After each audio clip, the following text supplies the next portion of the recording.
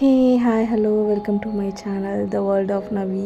இன்றைக்கி காலையில் செம்மையாக இருந்தது. எனக்கு இதை பார்த்த உடனே பிஞ்சு விட்டு இருந்தது ஒரு பூலையும். இதுதான் முதல் மாங்காய் ஆஃப் த இயர். ஃபஸ்ட்டு நான் இந்த மாங்காவை தான் பார்த்தேன். அழகாக ஒரே ஒரு மாங்காய் வச்சுருந்தது. காலையில் மேகிலாம் பண்ணி காலையில் ஸ்கூல் இருக்குதுன்னு சொல்லிவிட்டு மேடம் ஸ்கூலுக்கு கிளம்பி போயிட்டாங்க. பார்த்தா ஆஃப் டேன்னு வீட்டுக்கு திருப்பி அனுப்பிட்டாங்க. அதே மேகியை சாப்பிட்டுட்டு மேடம் குட்டி தூக்கம் போட்டாங்க. நான் கருணக்கிழங்கு கொஞ்சம் இருந்தது. சரி கட் பண்ணிவிட்டு ஒன்று அது ஃப்ரை பண்ணணும், இல்லைன்னா காரக்குழம்பு வைக்கலாம், என்ன பண்ணலாம் அப்படின்னு சொல்லிட்டு யோசிச்சுட்டு இருந்தேன்.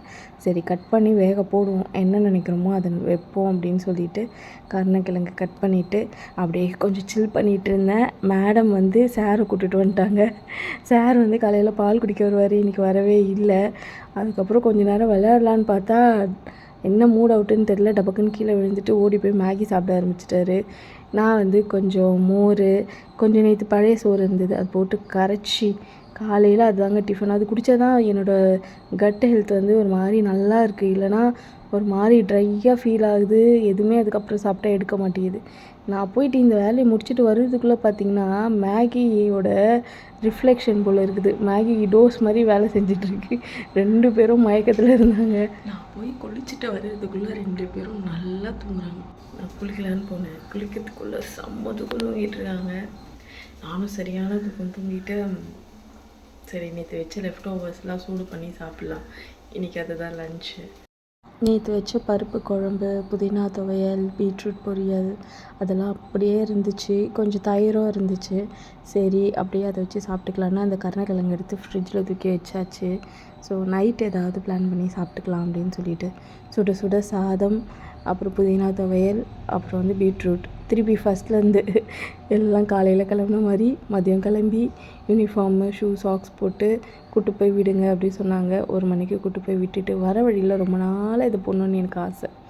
அந்த ரூட் மேப் காமிக்கிற அந்த ஃபோன் வைக்கிற ஸ்டாண்டு அது வச்சுட்டா மேப்லாம் போட்டால் ஈஸியாக இது பண்ணிவிட்டு போகலாம்.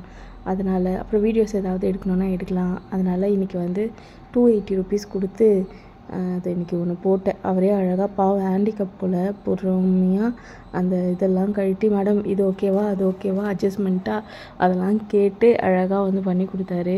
280 எனக்கு தெரிஞ்சு அவர் ஒரு ஒர்க்குக்கு கொடுக்கலாம், அந்த ப்ராடக்ட்டுக்கு கொடுக்கலாமா இல்லையான்னு தெரில. அப்புறம் வர வழியில் கரும்பு ஜூஸ், இதுதான் மலிவான ஏழைகளின் குளிர்பானம். மோருக்கு அடுத்தது ஐஸ் வாட்ரு, மோர், அதுக்கப்புறம் இது. ஏன்னா இளநீ விலைலாம் ஏறி போய் கிடக்கு, அதெல்லாம் இப்போல்லாம் வாங்குறதுக்கே முடிய மாட்டேங்குது. அதனால் நேற்றும் கரும்பு ஜூஸ் வாங்கினேன், எனக்கும் கரும்பு ஜூஸ் வாங்கிட்டு பொறுமையாக இயற்கை சூழ்நிலையில்.